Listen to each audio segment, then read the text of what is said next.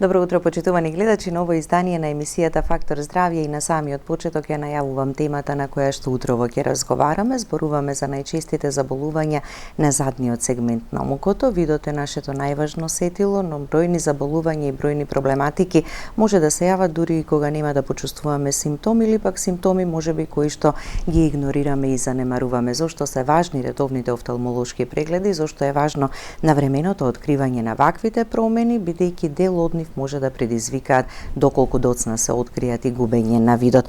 На оваа тема за најчестите заболувања на задниот сегмент на окото ова утро разговараме со доктор Марина Ковачевска-Трпеновска, специјалист офталмолог од приватната здравствена установа Офталмологика. Добро утро, доктор Марина, и добре ни дојдовте во Фактор здравје. Добро утро, ви благодарам на поканата, на вашата преубава едукативна програма. Да, ви благодарам и јас, и ми е драго што сте повторно заедно со нас во емисијата. Што представува ретината и кои се најчестите заболувања на задниот сегмент на окото? Така. Ретината е највнатрешниот и најзначајниот дел на окото, бидејќи тоа е слој кој што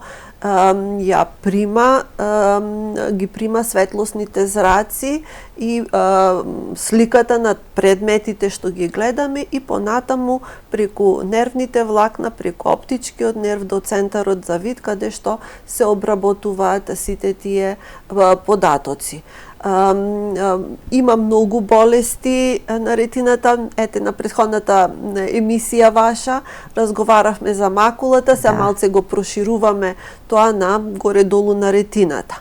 Како таква има бројни заболувања, некои се вродени, конгенитални, но знаат да се манифестираат не од раѓање, него во подоцнежна возраст, односно обично втора, трета декада од животот, потенцирам иако се вродени, а додека повеќето други заболувања се стегнати, дел причините за нивната појава, дел се познати, за голем дел непознати. Од познатите причини сепак се возраста, годините, значи една амортизација на цел организам, вклучувајќи го на окото, како на крвните садови, така и на слоевите на ретината.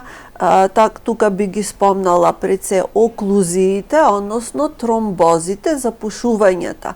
Било да се работи за артериските крвни садови, кога одат нагло, подоцна ќе разговараме за симптомите, било на венските садови, воспалителните заболувања, кои што можат да бидат од бактериски, вирусни, аутоимуни во склоп на едни системски, обично колагенозите, ги викаме системски заболувања, траумите на окото и така натаму. И колку знаат и можат да бидат сериозни овие заболувања? Знаат, бидејќи значи ова самата мрежница, односно ретина е поради тоа што е неуросензорен дел на окото. Таму се формира сликата на предметите и перципираме значи надворешната околина и сликите таму ја прави сериозноста на овие заболувања. Автоматски тоа оди и симптомите се диктирани на еден начин од нив, оди со пореметување, намалување на видот, се навлегуваме во симптомите, имаме појава на крварења, значи тие се манифестираат со една темна завеса, дали во еден мал сектор, како парталче, нешто како да лета, народот тоа го вика летечки мушички, ако летечките мушички може да бидат и несериозна, да не бидат предизвикани од не така сериозни процеси во окото, но најчесто хеморагите, крварењата одат со нагла појава на такви летечки, мушички, па се до оклузиите на особено на артериските садови, додати со нагол губиток, драстичен губиток на видот. За побрзо време, да. Да, за кратко време. За кратко време. Ќе погледнеме блок реклами, па ќе продолжиме понатаму. Останете со нас, почитувани гледачи, до самиот крај. Следете ни и секако јавите се и поставете прашање за проблемот кој што го имате и на темата за која што конкретно зборуваме, но и се што ве интересира за видот, за да се консултирате со доктор Марина и да добиете совети и препорака.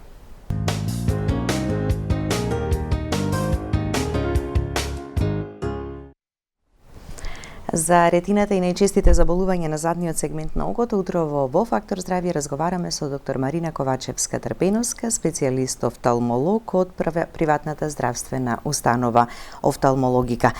Доктор Марина, пред уште еднаш кратко да се подсетиме на симптомите. Само да ве прашам, дали можеме ретината кога зборуваме за неа да ја споредиме како филм во фотоапарат? Ако филмот е расипан, тогаш сликата нема да ја гледаме заматена или нема ни да ја има. Така, тоа е тој дел неуросензорна ретина, зашто сензорна ги прифаќа, ги абсорбира светлосните зраци, ги обработува и потоа неуро ради што преку нервните влакна, преку оптичкиот нерв ги пренесува до централниот нервен систем. Точно така.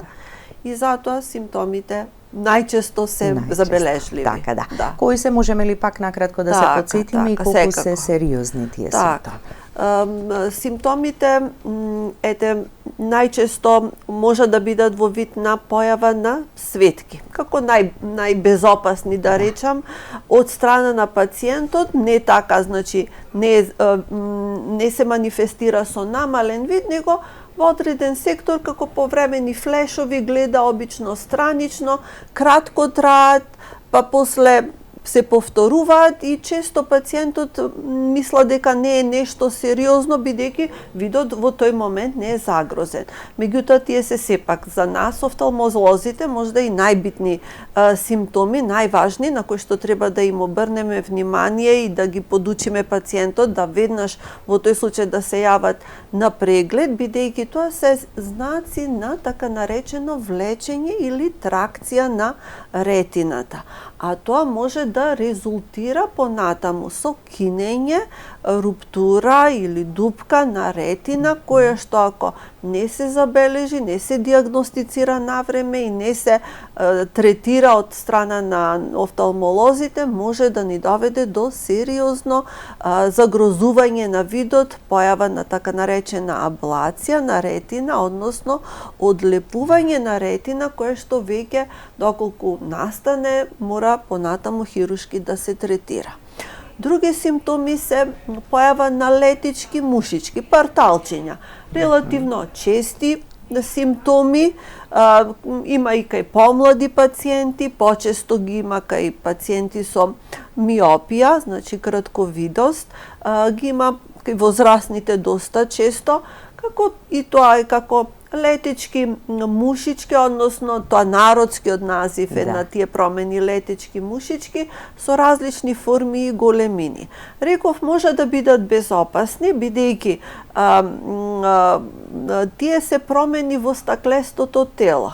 Стаклестото тело е една пихтиеста маса како белка од јајце, која што исполнува внатрешноста на окото, позади леќата и целата таа внатрешност, една правилна мрежа на белковини, една арматура на белковини и течност со различен материјал, специфичен материјал за стаклестото тело. Кога ќе се појават тие летички мушички, значи дека е нарушена таа правилна мрежа, арматура на стаклестото тело. Но во одреден број на пациенти, бидејќи стаклестото тело е поврзано за многу места за ретината, за мрежницата, може да биде пратена со така наречени дегенеративни промени на ретината, кои што може да бидат со висок ризик од одлепување на ретината. Ни бара подетален преглед. Од другите симптоми, би рекла дека кај тие летички мушички може да бидат пак од друга страна предизвикани од крварење. Сето тоа пак бара специјалистички преглед на широка зеница. Од другите симптоми може да ги споменам намалување на видот, она што е типично за ретината. Нема болка, тоа е значи основно кај ретината, нема црвенило, солзење, гребење, тоа се симптоми на заболување на предниот сегмент, ова е заден сегмент, таму оди со намалување на видот. Подрастично е намалување на видот кога се зафатени по централните делови на ретината, вклучувајќи макулата како еден најмалечок дел на ретината, каде што се формира нашиот најоштар централен вид. Периферниот вид е она странично. При заболување на макулата се јавуваат и забележуваат пациентите симптоми на искривување на сликата.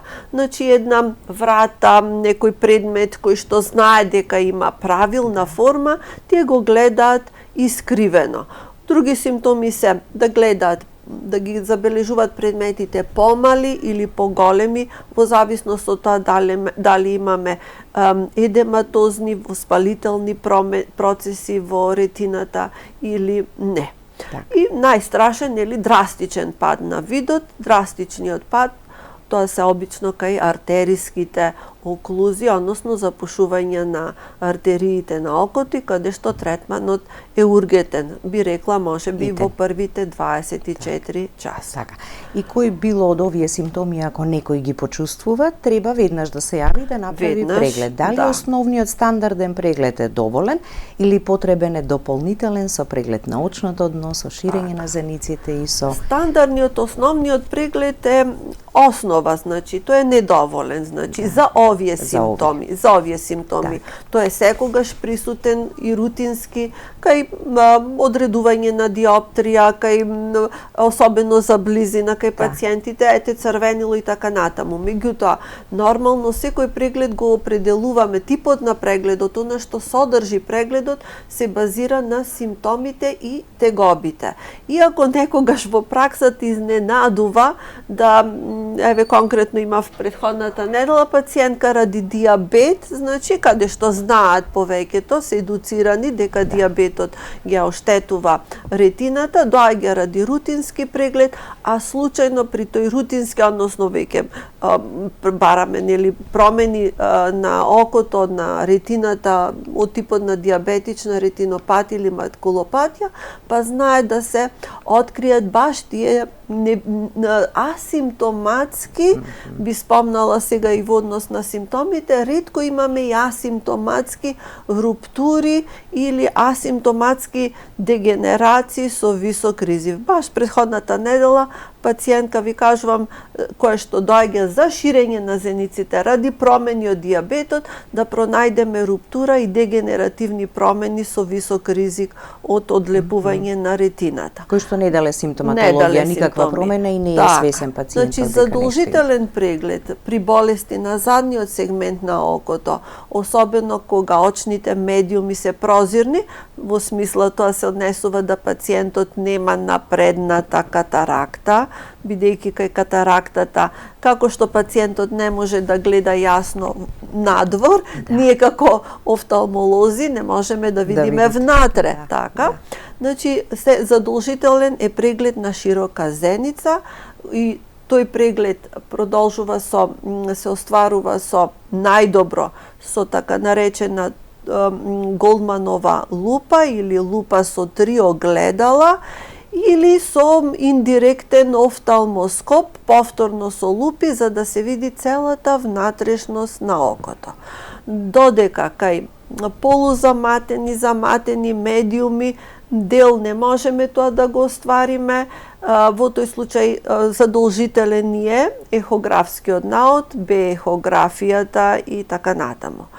Во одредени случаи при болести на макулата прошируваме, не е доволен и Голдман, одиме со оптичка кохерентна томографија за да направиме детално скенирање на слоевите на макула, а додека кај пациентите со глауком, со очен притисок, тоа го прошируваме и со анализа ОЦТ топографија на очниот нерв. Така, и тоа ќе ни даде јасна доволна слика представа што се каква е случува состојбата така, што се случува. Да. Кога навреме и рано ќе се открие руптура. Руптурата е како дупче или кинење, да. кинење, Руптура така? е кинење на ретината. На ретината. Формата може да биде како дупка, хол во тој случај ја нарекуваме, или во форма на полумесец, кои помали, кои поголеми.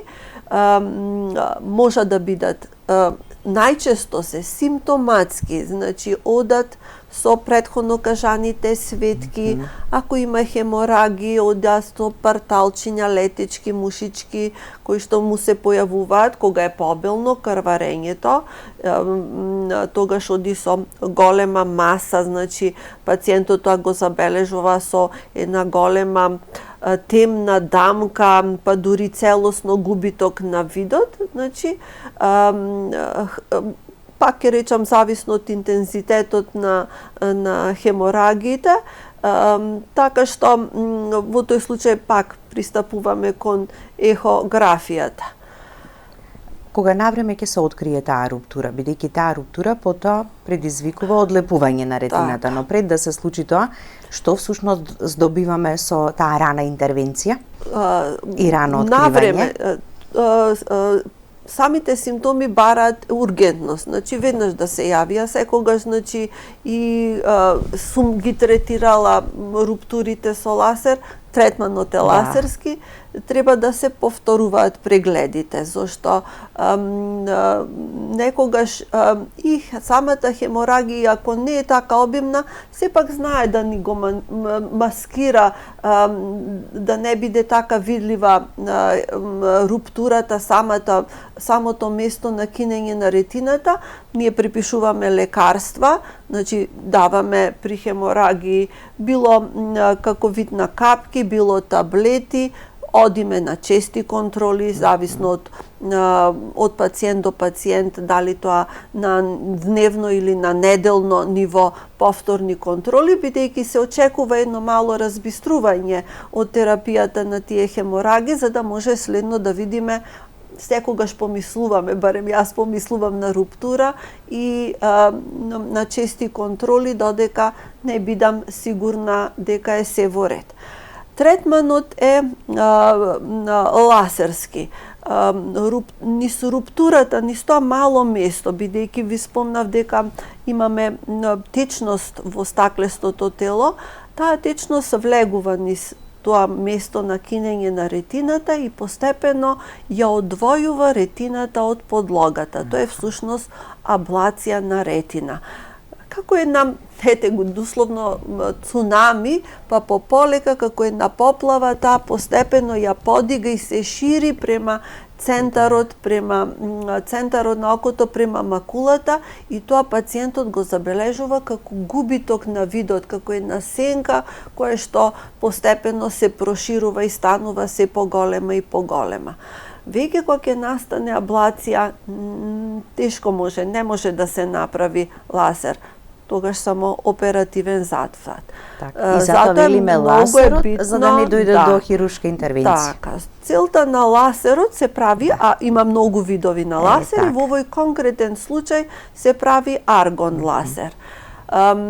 Често со лазерот всушност правиме ограда, правиме еден бедем околу тоа место на кинење на ретината, кога овие дегенеративни промени со висок ризик се исто така поголеми зони, забележуваме поголеми истенчувања, но не секогаш и руптура, и нив превентивно, профилактички ги третираме со лазерот.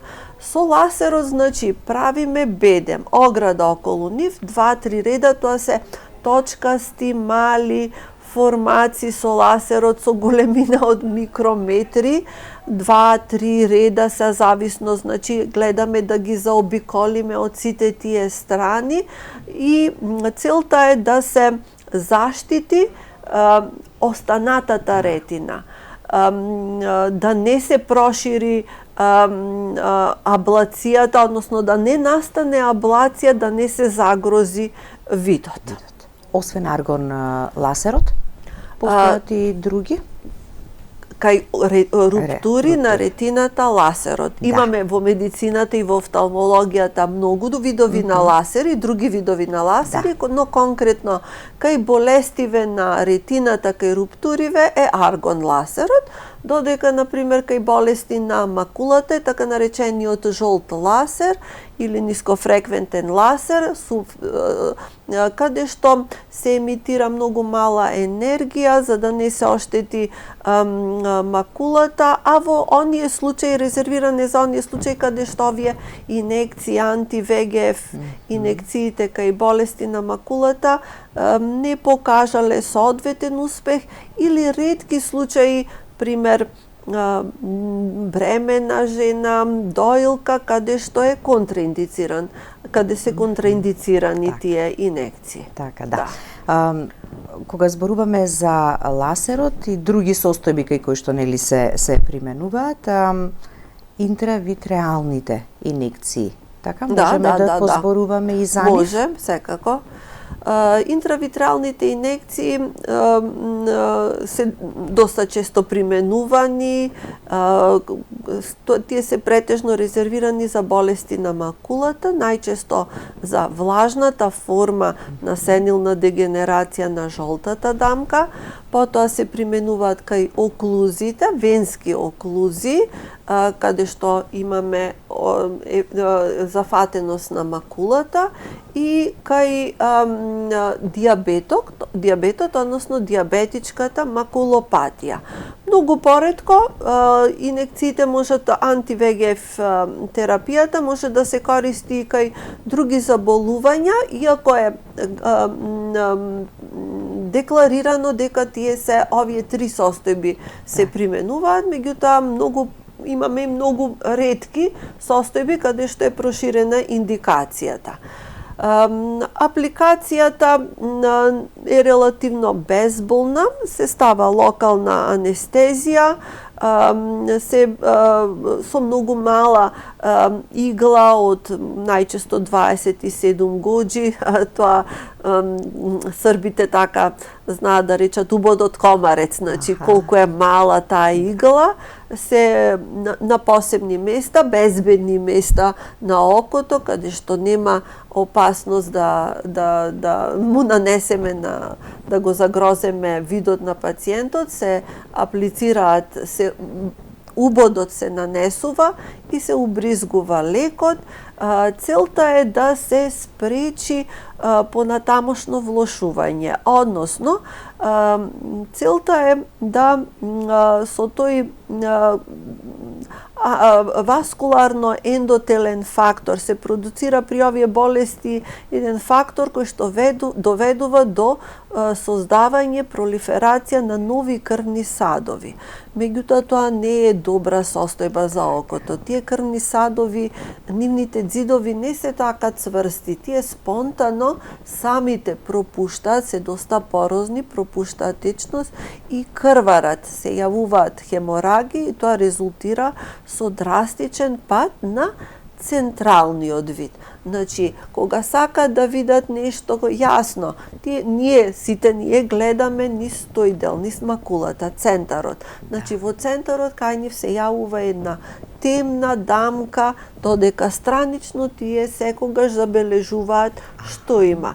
Но нормално борбата е да се имам добар вид, така. Целта е значи да се намали отокот, да премине во така наречена сува форма на дегенерација, со што се бориме и за подобар вид.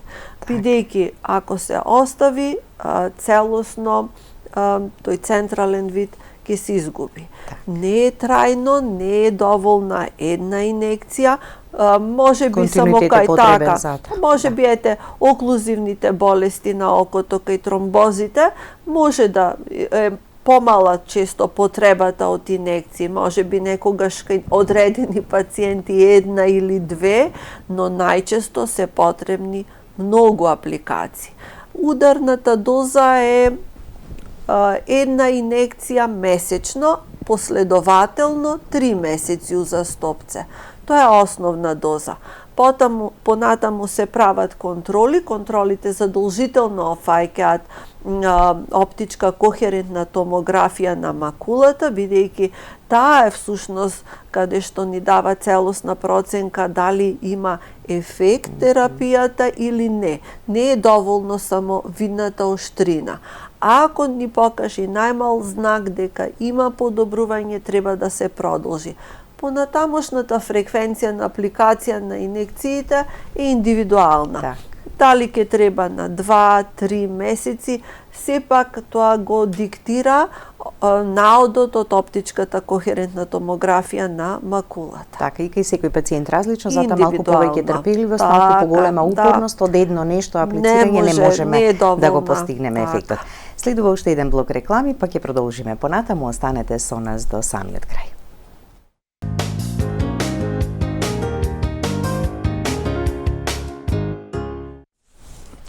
Продолжуваме со разговорот во студиото на темата која што ја обработуваме ова утро. Доктор Марина, споменавте и за пациентка која што дошла со дијабет за редовни прегледи. Сега, колку пациентите со дијабет треба редовно да го прегледуваат видот? Што значи тоа редовно? Така.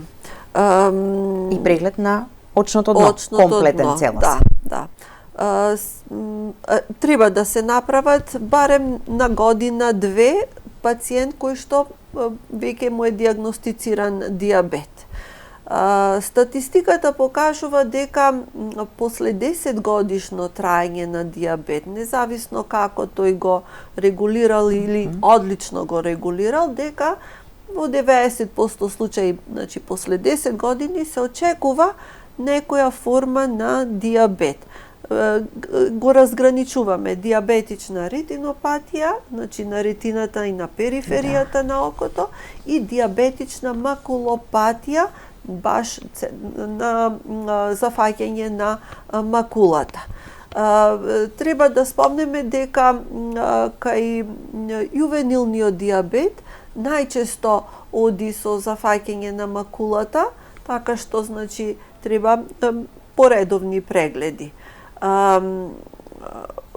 Нормално дека се зависи од регулацијата на дијабетот. Ако пациентот добро го регулира, редовно оди на интернистички прегледи, лабораториски анализи, инсистираме на тромесечно одредување на тој гликолизиран хемоглобин, хемоглобин А1С, ако тој се движи во нормални граници, може да се прават овие размаци од, рековме, година и пол, две. Меѓутоа, веќе ако се диагностицираат, прегледот задолжително треба да се направи на широка зеница, како што спомнав со Голдман. Ако се диагностицира и најмал знак на дијабетична ретинопатија, тогаш контролните прегледи ги закажуваме на пократки временски интервали. Доктринарен став е тоа да се направи на 6 месеци. А додека веќе кај пациенти каде што се јавиле понапреднати состојби на дијабетична ретинопатија и макулопатија, секако дека контролите се релативно брзи. На месец и пол, особено кај дијабетичната макулопатија, каде што значи треба да се направи доста чести контроли. Значи не смеат да ги изостануваат редовните прегледи, бидејќи она што е очекувано дека дијабетот може со годините да го направи како оштетување на видот, ако рано се открие, ќе може да се направи, да се интервенира и да се зачува. И таму е третманот кај дијабетичната ретинопатија е аргон ласерот, кај дијабетичната макулопатија се анти-ВГФ инекциите, и ласерот и инекциите се повторуваат. По потреба, контролните прегледи ќе ни го покажат тоа, додека пак нормално спомнавме и интернистичките прегледи. Аргон ласерот, кај аргон ласеров, како третман за дијабетичната ретинопатија, целта е да се заштити околната ретина. Нормално е правилна индикација, да се постави правилна индикација, бидејќи имаме 3-4 стадиуми на диабетична ретинопатија. Не значи дека веднаш што има диабетична ретинопатија дека треба да се направи лазер. Тоа секако дека секој се прави проценка, офталмолог тоа го знае и им го пренесува на пациентот. Тек кога ќе се појават тие котон вол ексудати, пролиферација или препролиферација, тогаш веќе индикација да се направи лазер фотокоагулација. Целта на лазер фотокоагулација е да се заштити ретината околу местото каде што се аплицира лазерот. Со лазерот, таму каде што се аплицира лазерскиот сноп, кој што е многу мал, се формираат адхезии, сраслини на ткивата на ретината дел хороидеата, со цел да се уништи на еден начин тој мал дел, а да целата околина околу таа мала точка да се заштити, да не се провоцира. Организамот има само можност, да. Сака да се одбрани, има значи цел кога страда ретината од диабетот, се продуцираат одредени фактори и исхраната на тие ткива е недоволна. Организамот, за да ја подобри исхранетоста на тие ткива, продуцира тој повеќе фактори, од кои што утврден е дека најзначаен е тој васкуларно-ендотелен фактор, продукција на нови крвни садови. Тоа се случува и кај тромбозите, кај оклузиите. Значи, организамот формира нови крвни садови со цел да го подобри исхранетоста и циркулацијата на тој дел. Но тие крвни садови не се добри, да. Се крхи, ригидни, пропуштаат течност и сето тоа резултира со пролиферација на со крварење и отоци кои што го загрозуваат видот. За да не се случи тоа, го правиме лазерот. Така, да. Поедно даваме и таблети за подобрување на циркулацијата, системска, значи, терапија. Така, да. На крајот сме на емисијата, ни остана само уште прашањето за секундарната катаракта. Нешто на што често се жалат, нели, пациентите кои што веќе направиле операција на катаракта, па велат ми се врати повторно. Се враќа ли на вистина или? Значи, при операцијата на катаракта мора да остане задната обвивка од природната леќа, бидејќи во неа се вгмездува, се вградува вештачката леќа, за да не се таа измести, било према напред, било према внатрешноста на окото. Значи, мора да остане нешто од природната леќа. Тој мал дел што останува, тоа знае да се замати по X време и тоа го викаме секундарна катаракта. Се намалува видот и во тој случај одиме со друг тип на лазер, јак лазер, го топиме централниот дел, не се прави на целата задна обвивка, повторно се прави низ централниот дел, низ кој што ние гледаме, останува периферниот дел, бидејќи повторно во тој дел вештачката леќа мора да си има потпора. Поредки индикации имаме на јак лазерот и кога имаме сраслини напред, па синехиолиза, понекогаш, значи, порано, почесто, бидејќи операциите одеа со конци, со шиење, топење на тие конци за полесно отстранување и кај глаукомот. Така, да. Но катарактата сега во денешно време веќе е најчесто изведуваната операција, бидејќи и свесноста кај популацијата е на вистина добро ниво. Рано навреме одат да направат, се рано навреме да ги препознаваме и сите овие симптоми на посериозните заболувања, за полесно да можеме да го истретираме проблемот. Ви благодарам, доктор Марина, за гостувањето. Да. Благодарности до вас, почитувани гледачи, за вниманието со кое не следевте. Останете и понатаму со програмата на ТВ24. Имајте убав и пријатен ден.